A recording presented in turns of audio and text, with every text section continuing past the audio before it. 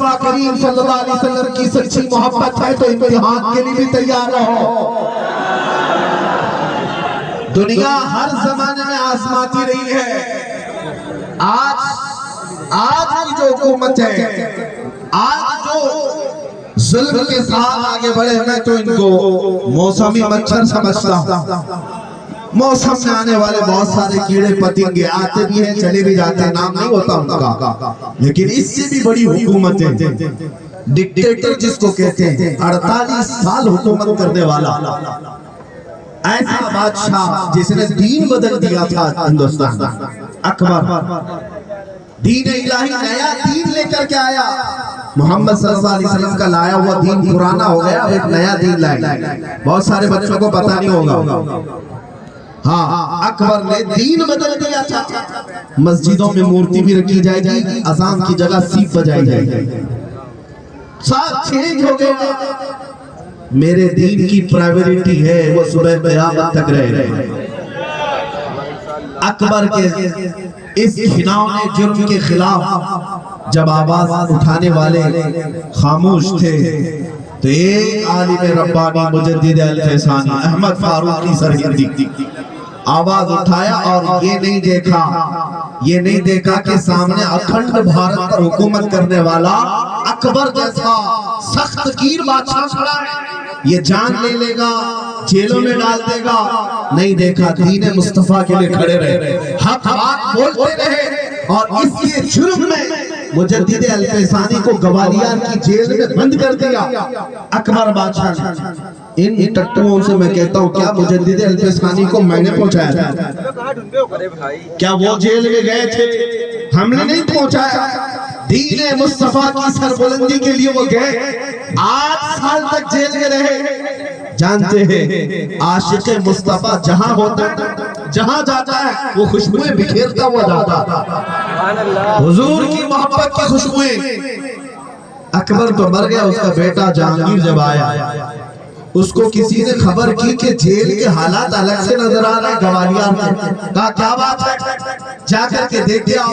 کہا تقریباً 800 قیدی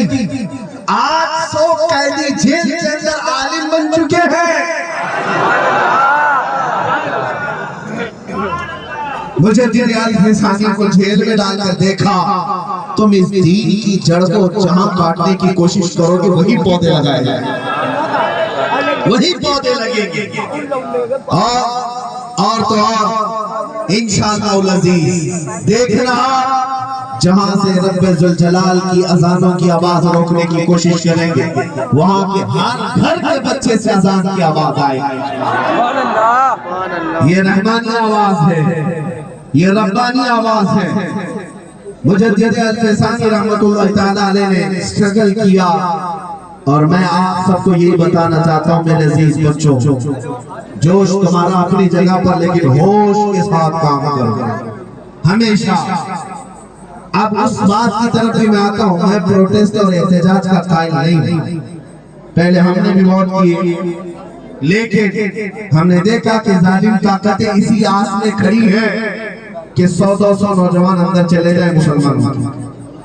تم بچو، سڑکوں پر اترنا یا وائلنس کرنا، کبھی کبھار تو یہ ہوتا ہے کہ تم کچھ کرتے نہیں لیکن کوئی اور کر جاتا ہے، جس کی پاداش میں تم اندر رہتے ہو۔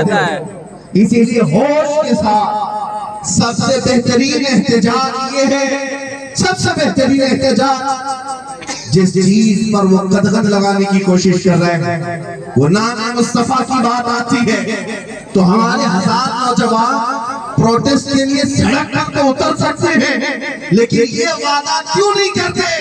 ظالموں، میں کل سے میرے نبی کی سنت پر عمل کر کے دکھاؤں گا، میں عمل کر کے دکھاؤں گا۔ کیا ہمارے نوجوانوں میں اتنے گٹ نہیں ہے، اتنی ہمت نہیں ہے؟ اگر کوئی نبی پاک صلی اللہ علیہ وسلم کے اخلاق پر انگلی اٹھاتا ہے سڑک پر اترنے کی بجائے، تمہارا چیلنج یہ ہونا چاہیے، اب سے تم دیکھو کہ میں مکمل لباس مصطفیٰ میں سڑک پر آؤں۔ تمہیں شرم کس بات کی؟ تمہیں شرم کس بات کی؟ میں تم سے ایک بات پوچھتا ہوں، کیا تمہارا یہ عقیدہ ہے یا نہیں کہ کائنات کا سب سے حسین چہرہ میرے مصطفیٰ کا عقیدہ ہے؟ ہر نوجوان کا عقیدہ ہے، لیکن شرم کے ساتھ اپنے سینے پر ہاتھ رکھو، شرم کے ساتھ جس کو تم کائنات کا سب سے حسین چہرہ کہتے ہو، پھر اس کے چہرے کی طرح تمہارا چہرہ کیوں نہیں بنتا؟ کائنات کا سب سے حسین چہرہ ہے، پھر تمہیں اس کے چہرے کی اقتدا کرنے کی بجائے یہ گہرے گہرے نچو کھیرے کے پیچھے چلنے میں کیوں شوق ہو گیا؟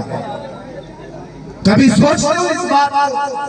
اور پھر کچھ لوگوں کو یہ شرم ہے، ارے داڑھی رکھ لو گا مولانا، مجھے لوگ مولا جی کہیں، ہزار دھوکے دے، تم کسی غیر غیرے کے لیے نہیں، میرے مصطفیٰ کے لیے جی رہے ہو۔ میرے مرشد نے کہا تھا زندگی یہ نہیں کسی کی کسی کے لیے، زندگی ہے نبی کی نبی کے لیے، اور نہ سمجھ مرتے ہیں زندگی کے لیے، جینا مرنا ہے سب کچھ نبی کے لیے۔ مصطفیٰ کریم صلی اللہ علیہ وسلم کے لیے اگر جیتے ہو، کسی کے تانے کا کیوں خیال کرتے ہو؟ کون کیا بولے گا، کون کیا بولے گا؟ میں آپ کو بتاؤں، اسی میں تمہاری زندگی ختم ہو جاتی ہے۔ کوئی کچھ نہیں بولے گا، مرنے کے بعد صرف انا للہ بولے گا، اور کیا بولے گا؟ داڑھی رکھنے کا یہ بولے گا، ٹوپی پہننے کا پلا، کچھ نہیں۔ اپنے اس لباس پر فخر کرو۔ دنیا اگر ننگا گھومنے پر فخر کرتی ہے، میں لباس مصطفیٰ میں فخر کرتا ہوں۔ کسی کو چوٹی رکھنے میں شرم نہیں آتی، تمہیں داڑھی رکھنے میں کیوں شرم آتی ہے؟ نہیں دیکھتے بالیاں پہن لیا، بگڑیاں پہن لیا، نتھنیاں پہن لیا، سب کو چوٹی سواری پہننا باقی رہ گئے، وہ بھی پہن لیتے ہیں۔ اتنا بدل گیا، پھر بھی وہ فخر کرتا ہے، دنیا کا فیشن ہے۔ اے غیور نوجوانوں، میرے مصطفیٰ کی سنتوں پر حقیقت میں فخر ہونا چاہیے، حقیقت میں فخر ہو، حقیقت میں اس بات پر فخر ہو۔